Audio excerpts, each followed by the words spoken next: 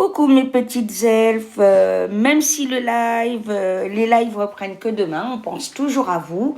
Suite de Lancelot Voyage avec vous, partie 4. Bisous.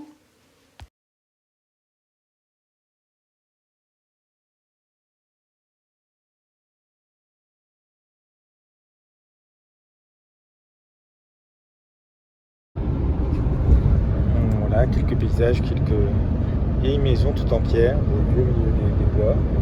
Village par-ci par-là. On est donc proche de Thésée.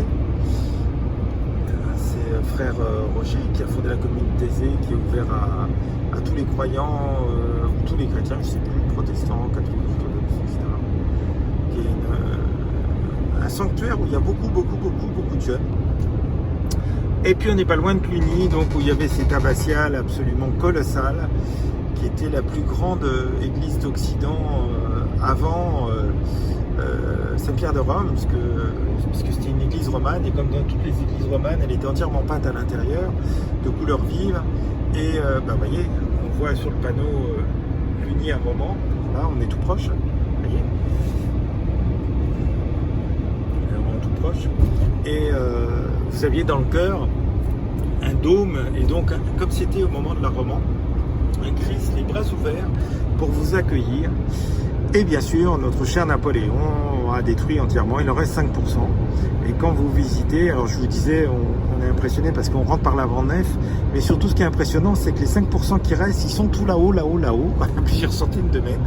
Et vraiment, on regrette parce que ça serait classé au patrimoine mondial, ça devait être quelque chose d'absolument fantastique, cette abbatiale de Cluny. C'est les seuls bâtiments, je crois, qui ont été détruits.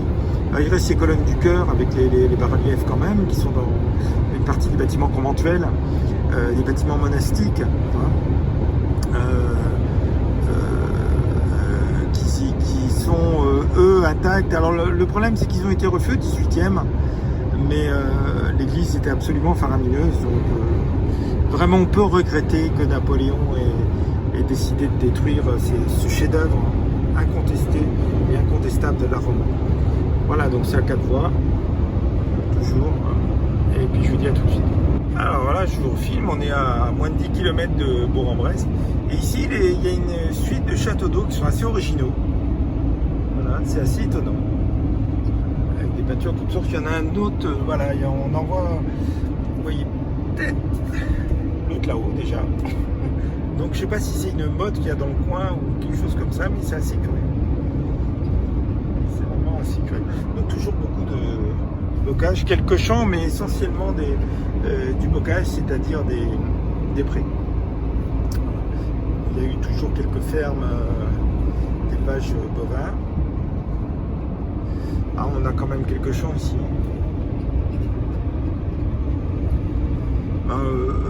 Mâcon, Bourg-en-Bresse, c'est 37 km. Le problème, c'est qu'il y a beaucoup de petites communes et pour le coup, on ne va pas très vite. Ça passe plus de temps que prévu. C'est ce que je disais à mon épouse que je viens d'avoir au téléphone, c'est que j'ai fait largement plus la moitié des kilomètres. J'ai fait pas loin de 400 pour un peu moins de 600 au total.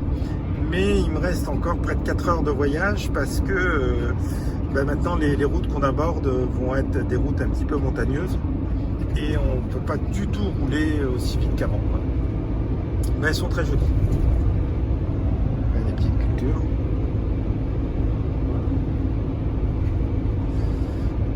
Ferré.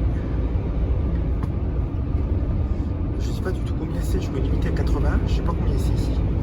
J'ai vu le panneau 70 et après, en principe quand il n'y a rien c'est 80. Il ne faut pas dépasser. Heureusement que c'est pas long entre Mâcon et Bourg-en-Bresse. Après c'est vrai qu'entre Bourg-en-Bresse et Chambéry, la route est absolument magnifique. C'est pas le même problème. Des beaux tags. Enfin de la couleur. Ah ben là à mon avis, ce sont des plantes ou des animaux là? Je suis incapable de le dire. Ah, des plantes. D'accord. Voilà donc le château d'eau curieux encore. il est, là. Ouais. Virage à droite, imminent. Même style que l'autre. Avec du vélo du robinet. Voilà. Hop là. Allez, à tout de suite. Alors voilà, nous sommes à Bourg-en-Bresse. Qui est, ça veut rien dire, hein, c'est juste ce petit coin qu'on traverse qui est moins agréable que Mâcon, même si elle a la verdure. Ce qui n'empêche pas que c'est possiblement une ville potentiellement, certainement très belle. Pourtant, c'est pas la première fois que je passe à Bourg-en-Bresse et je connais pas s'il y a des choses à visiter. Le musée de la Bresse est avant, donc il n'y a pas de musée de la Bresse ici, mais il doit y avoir d'autres musées. Voilà. Donc c'est assez.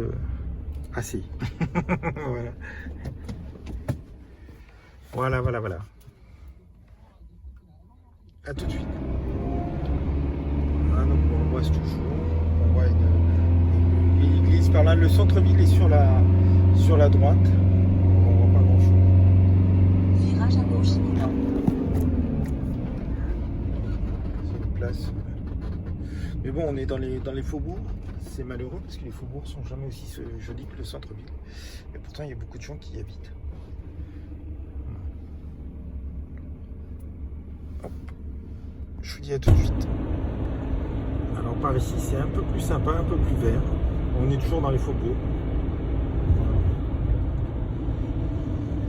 Alors évidemment, on passe pas par le centre-ville, ce qui est pas plus mal. Ah, il y a quelque chose à gauche parce que beaucoup de voitures qui vont. Ah, le monastère royal de Brou est par là. Pourtant, ça fait longtemps qu'il est indiqué. D'accord, j'aimerais bien savoir ce que c'est d'ailleurs. Donc voilà. Et il y a beaucoup de vent, comme vous pouvez voir.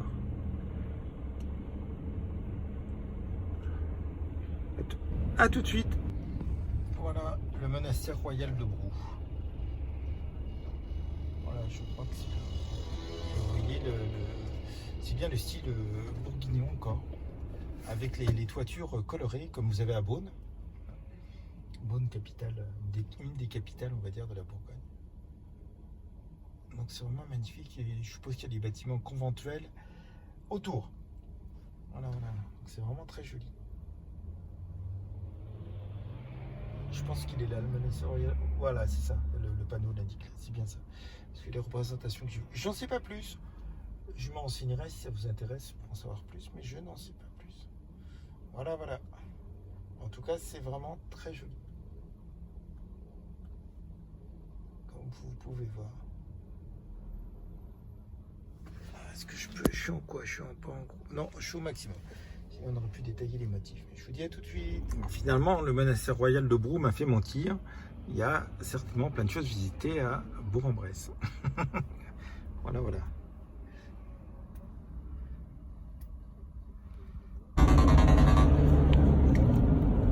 Après 800 mètres, traversez le rond-point, première sortie. Alors voilà, nous sommes sur la route entre Bourg-en-Bresse et Chambéry. Et vous allez voir que ça va s'embellir rapidement, de plus en plus. On va passer pas loin d'Auberion-en-Bresse. Là, vous avez un petit domaine vu le mur. Et on retrouve évidemment de plus en plus de verdure. Donc là, en fait, c'est les Préalpes. A tout de suite. Alors, il est fort possible qu'on soit aussi dans la fin du Jura. Parce que quand on voit, si vous voulez, des soulèvements comme les collines qu'on a en face, mais tout en longueur, c'est quand même caractéristique du Jura. Voilà, mais il faut dire qu'ici, on est tout près de la Franche-Comté. C'est du Jura, donc c'est tout à fait là.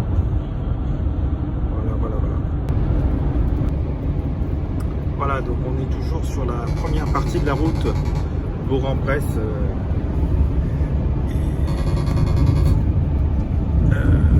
Chambéry, qui fait 137 km, si mes souvenirs sont exacts. Je pense qu'on va aller sur la droite. Qui est jolie. Vous allez voir quand ça va bientôt, dès qu'on arrive là, si vous voulez, ça va vraiment commencer à s'embellir. Il y a juste quelques kilomètres qui sont classiques, comme ici. Donc ils sont plutôt, par contre, des terrains de culture ici. Vous voyez, ce côté-là de Bourg-en-Bresse, c'est plus riche au niveau terrain agricole. Et vous allez voir que ça va devenir vraiment magnifique, magnifique.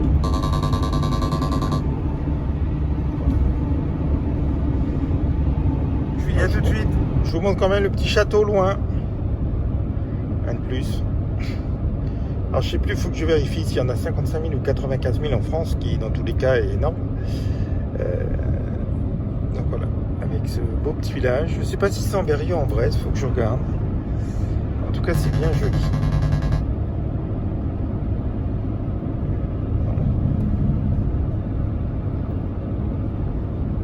Vraiment très sympa.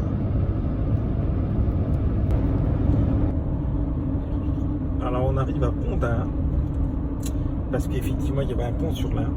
Il y a toujours un pont sur l'Ain. Voilà. Alors nous sommes dans le département qui a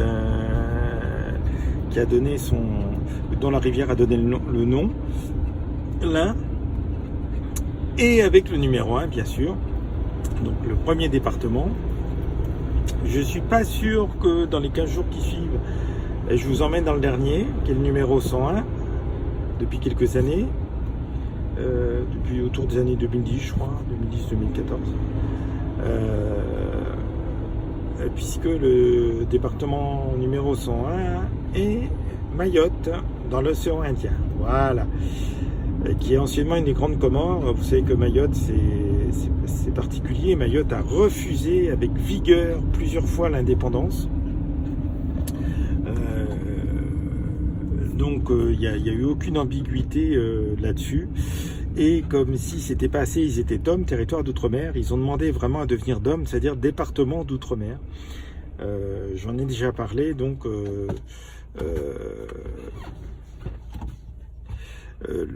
Mayotte qui est bien embêté parce que les Comores, vous connaissez bien les Comores, je crois que le rappeur, c'est pas possible.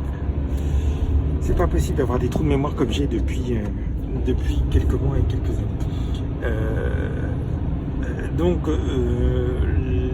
les grandes Comores, qui sont les 3 grandes îles principales des Comores, la 4e étant Mayotte, s'en sort pas très bien économiquement. Il y a une émigration. Voilà le pont de l'Ain, on est dessus, et là, la rivière là.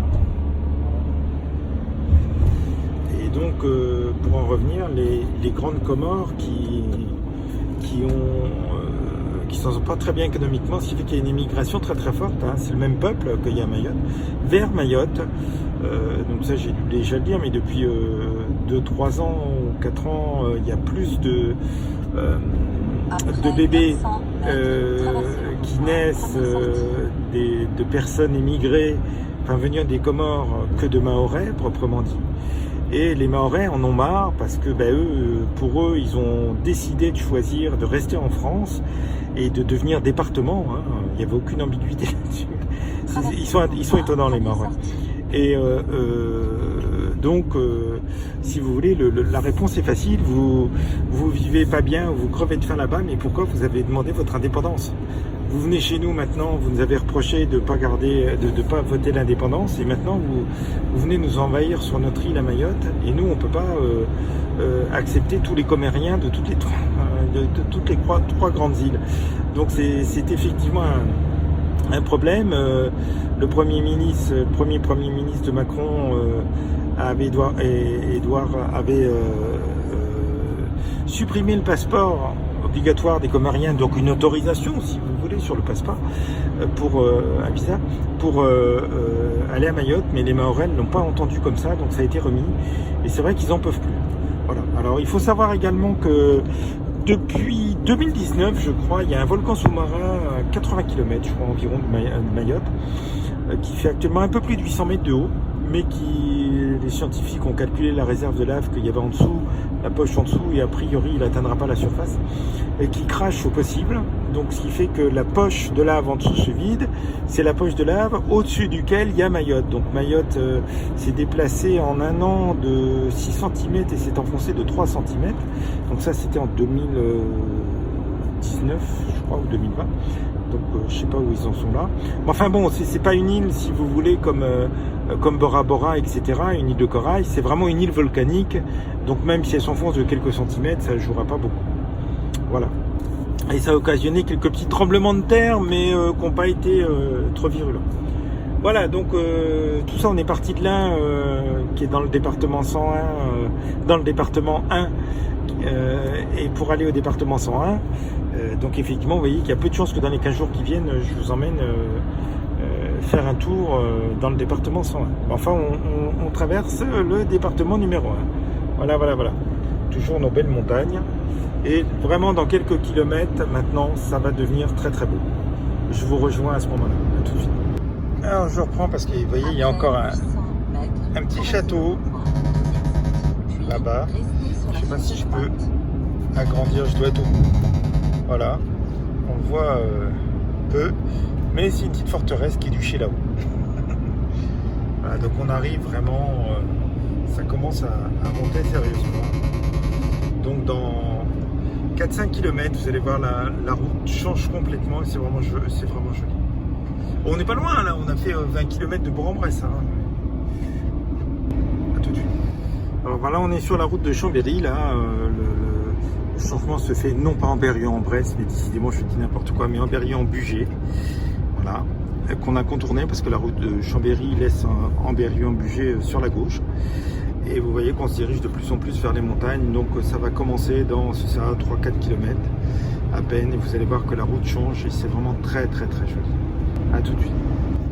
Voilà, vous voyez qu'on approche des montagnes, donc il y a à la fois un château fort là-haut en ruine et puis le petit château en dessous. Ça commence à serpenter pas mal et vous allez voir que d'ici vraiment 2-3 km, on commence à être vraiment entre les montagnes et après quand on arrive dans les gorges de Balme, c'est une vraie petite merveille. Voilà, voilà. A tout de suite. Voilà, on vient de quitter Ambérieu et regardez comme la route commence à s'embellir. Voilà, et d'ici à peu près 1-2 km, ça va vraiment commencer à devenir très plaisant. C'est vraiment très chouette.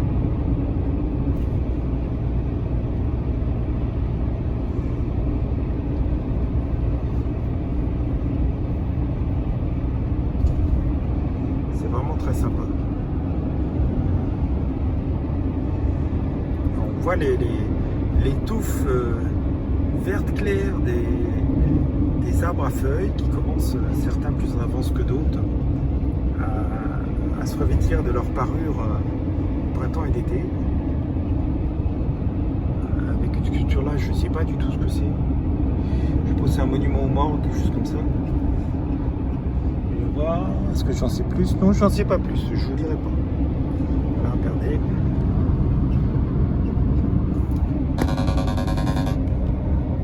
Voilà. Vous voyez, ça commence à être très sympa. C'est une des dernières grandes lignes droites qu'on a.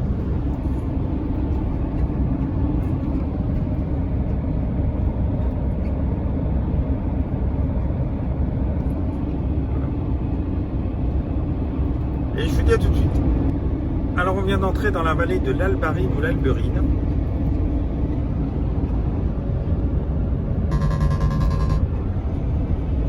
Qui manque pas de panache et on commence à voir les petites maisons sur les hauteurs.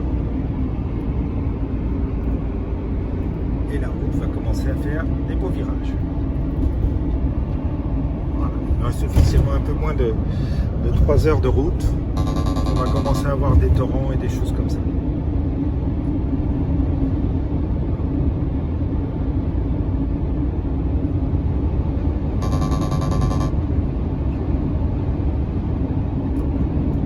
Voilà, à tout de suite.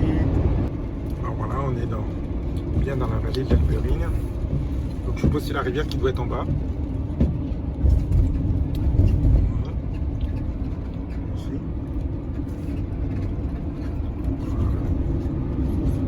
C'est vraiment très joli avec des pics et tout, mais cette route est magnifique.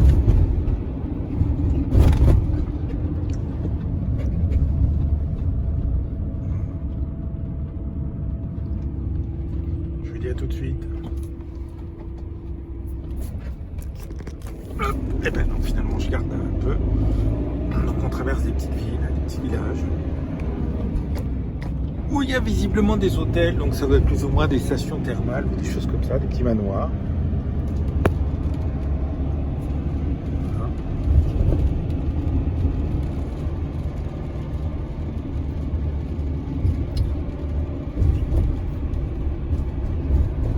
Ça c'est sympa.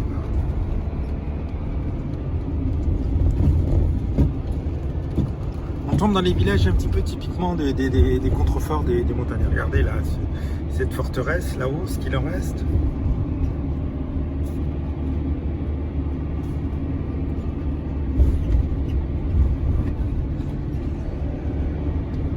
Voilà.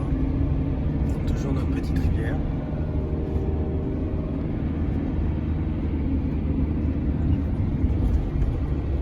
La forteresse qui est là-haut.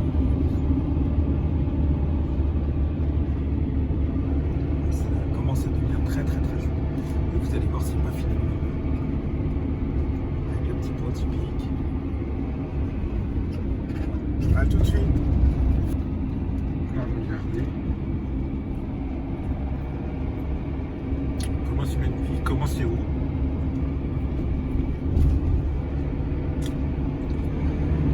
C'est vraiment super. Alors on était à Saint-Rambert en Bugey. Enfin, je me renseigne la petite région de Bugey, ce que c'est.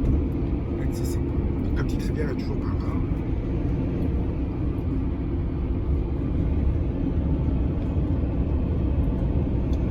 On commence à avoir un petit peu le style montagnard dans les maisons. Après 400 mètres, traversez le rond-point, deuxième sortie. Quand j'entends traverser le rond-point, par mon GPS, j'ai toujours envie d'aller de tout droit. D'habitude, on prend un rond-point, lui il dit traverser. Voilà. Voilà. A tout de suite. Oui, ça devient de plus en plus encaissé. On voit bien qu'il y a de plus en plus de petites maisons en hauteur. Le torrent, la voie ferrée, la route, tout ça, c'est au fond de la vallée.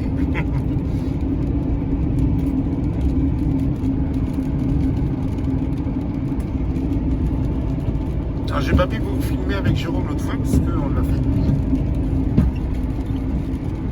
Parce qu'il manquait pas de charme non plus la nuit.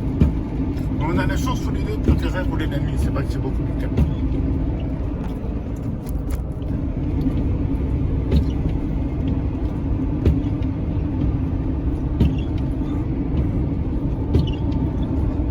Et on a quelques gouttes de pluie, avec des nuages bien noirs. Ce qui n'est pas fait pour déplaire, mais ça renforce un petit peu les couleurs.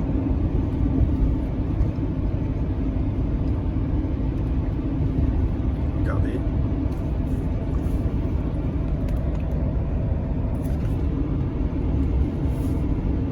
C'est absolument... Après 800 mètres, traversez le rond-point, deuxième sortie. C'est vraiment magnifique. Ça commence à devenir grandiose. Et les villages accrochent au fond de la vallée. Là. Et je pars beaucoup sur la piste cyclable. A tout de suite. Oui. Et moi, il faut que je regarde la route. Alors c'est une petite route, hein, si vous la prenez, vous verrez un petit peu plus loin, il commence à y avoir des tunnels. C'est vraiment très très escarpé. Voilà. Mais ça manque pas d'élégance et de beauté. Et avec de l'eau un peu partout. La Cluse des hôpitaux. Voilà, je sais pas si c'est un petit étang apparemment.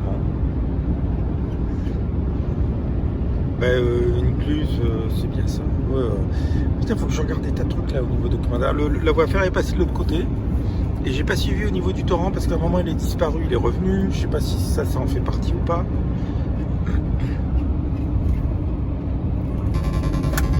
Hop là. Et heureusement qu'il m'avertit parce que je suis facilement distrait. Voilà. Il y a la brume en plus. Ça fait sympa. Ah, des ruches. Je sais pas si vous avez vu, il y avait des ruches. Et on arrive à les hôpitaux. Commune de Burbranche. A tout de suite.